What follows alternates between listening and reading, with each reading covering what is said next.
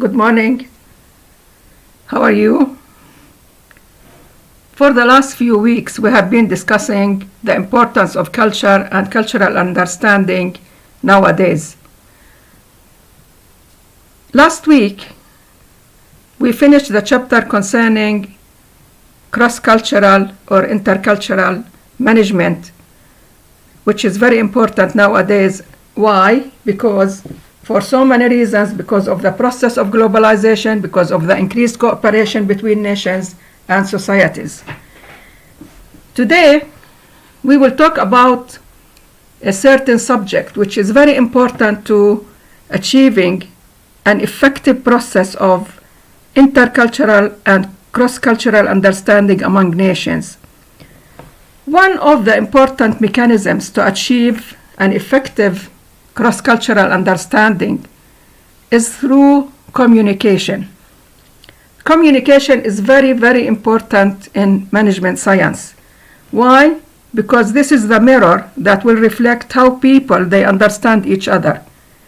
Any misunderstanding or misperception of the way we are communicating will lead to conflicts.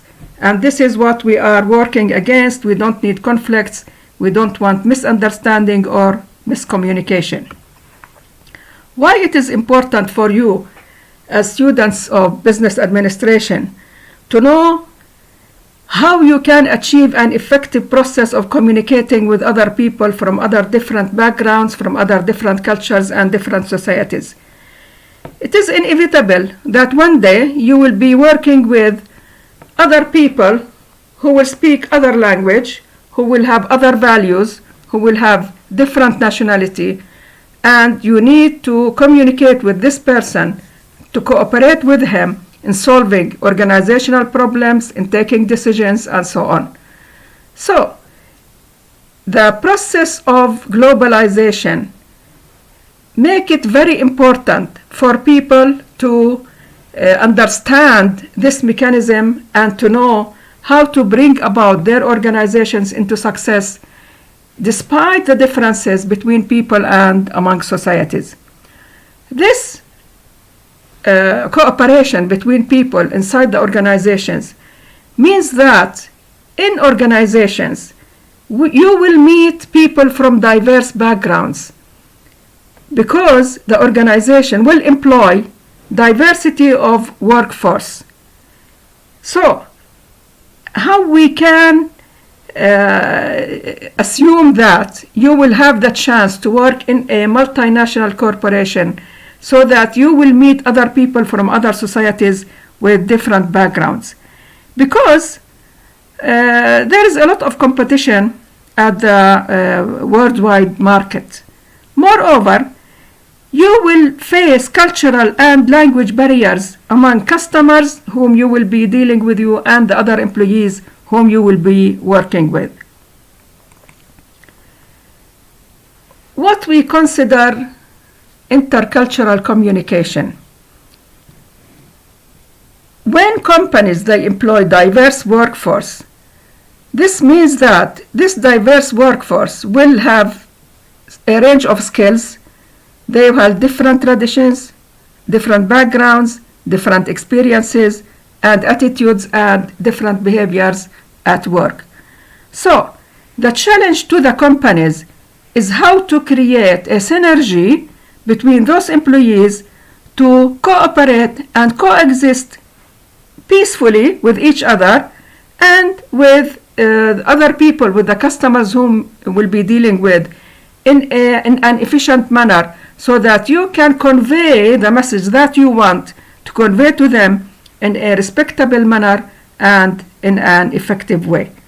So, the challenge in front of the organization is how they can set certain characteristics, certain conditions to connect these diverse employees, how they can motivate them, how they can foster cooperation and create harmony among these employees so that they can achieve success wherever they are all over the world, and it will be reflected in a positive way on you as well as your colleagues in the organization who comes, as I said, from different backgrounds and from different societies.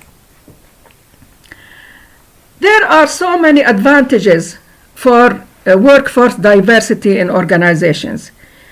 Of course, organizations will benefit from people coming from different cultures, from different backgrounds, from different experiences and different specialization, because you will have diverse views and new ideas.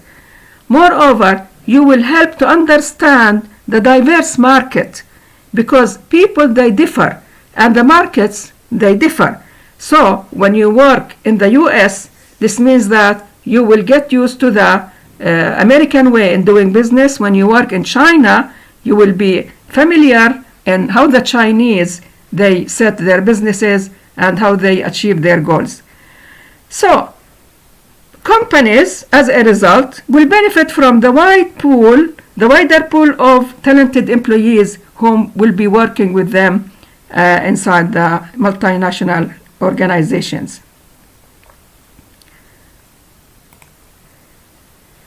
However, there are so many challenges facing the organizations when they employ diverse workforce, because understanding the effect of culture on communication, it will influence the beliefs and behaviors of the employees. Having diverse employees, this means that you will have different values of employees, which means that you must understand first how those employees will behave and what are the roots that cause this behavior in a certain manner. This means that you need to create or to develop a cultural competency skill, which means that you need to be so efficient in understanding those employees and to be competent in developing cultural synergy among the employees in a certain way through the mechanism which I mentioned at the beginning, which is proper communication. Okay, usually you know that communication process involves communication between two people or more than two people. This means that sending and receiving messages. Maybe those messages, they are verbal, set in words, or non-verbal, depending on clues, which means that I might understand people when they speak because they express themselves in words, in certain words, which we agree on, one language which we will speak together. But in addition, it's equally important to understand their clues and the symbols they give to express themselves in a better way. So this means that you should be so competent in interpreting the verbal and non-verbal signs which are different among people in wherever you will work in any other organization. So communication with other people, this means that you will express yourself in certain words. So how people will understand what do I mean by the words that I am sending to them, so that they will answer me, they will send their answer in certain words which will be clear because they understood the meaning of the words that I have sent them. Moreover, if I want to express myself clearly and to support my words, this means that I will gesture to them, or I will use, in a certain culture, if we are used to use non-verbal communication, which means that to make certain gestures or certain clue for other people to support the words that I have said. Moreover, we should consider the importance of time and space. This means that is time of essence in communicating. It's very important that you will take into consideration that sending and receiving messages will depend on respecting the time of how far you are sending your answer to other people in order to make the process of communication in an easier way. We don't forget one aspect which is very important here, which is the human relationships. It's very important to be kind to people, very important to make friendship with people, not only formal relations. Make your effort to create an informal relation, because this means that the process of communication will be more human when you support it with informal communication. What do you mean by culture? Culture, we have introduced the meaning of culture and how Hofstede introduced the meaning of culture, which means the values, beliefs, attitudes, expectations, and the behaviors which are reflected from these deep values and beliefs of the people in a certain society or group of people who are living on a certain geographic area in a certain manner. So, our cultural background, which constitute of our values and our beliefs and customs, reflected in the behaviors that we show to other people, which it will influence the way we prioritize what is important in life. For instance, in the Western societies, materialism is very important. Meanwhile, in Eastern societies, spirituality is very important. So there are different approaches to what we consider in life.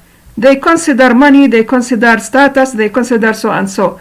In our society, we have other needs to satisfy, which are our religious beliefs and so on. Moreover, our culture will help us define the attitude and the behavior that we will be showing to other people in different situations. We should be considerate to other people to show them the good part from our behavior, not the bad part, if there is any, of course, we assume. So for other people to understand that we mean friendship towards them. Moreover, we should establish rules of behavior. It's very important that you should consider how you will behave in front of other people under certain rules, which means that respect, understanding, showing friendship, and so on. Culture, as we said, will influence the way people perceive the world and respond to others in a way which we call it communicating. So it affects the way we communicate, and when we send or receive messages, when we express ourselves in the communication process. So these influences are central to other people to recognize the influence of their culture on their beliefs and their behavior. However, the unconscious effect of culture can create conflict sometimes, and it will lead people to assume that everybody thinks and feel the way they do. So we might understand other people through their behavior, and we might think that this behavior stems from their values or certain beliefs in certain society. How we can form a cultural competency in dealing with people through communication. This will help cultural differences from obstructing communication. This competency means that appreciation of cultural differences. We must admit that other people, they are different from us, and we should not condemn their differences, and we should not say that we don't want to communicate with them because they are different from us. On the contrary, this will create more cooperation between other people when you communicate with them and you are open to their thoughts, to their approach to doing business, and so on. Moreover, this is very important to give you the ability to adjust to one's style, especially when you send on or when you receive messages across cultures and other societies with other people. How culture forms. We discussed this matter previously. We indicated to Hofstede, and we said that Hofstede argues that culture contains the values, which is the core of the society, which reflects our beliefs, which reflects our customs, and at the end, we show these values and these beliefs, these customs to people through the behavior that we are dealing with them in a certain manner. He called this mental programming of the mind. So, mental programming of the mind for any person usually starts since childhood. He will be subject to mental programming from his society, from his family, from his parents, from his grandparents, from his ancestors, and so on. So, people usually learn culture directly or indirectly from other groups in the society. As he grows up, you are taught by groups members who will explain to you how culture forms and what are the characteristics of culture which impact our bringing in such a way and in such different values in our society. This is very important to know that religion plays a major role in the form of our culture. Moreover, the language. In addition, as long as we are talking about a society, this society, they share all this because they have one religion, for instance, they speak the same language, they live in one geographic area, and they share one history. So, for this reason, we call it a society.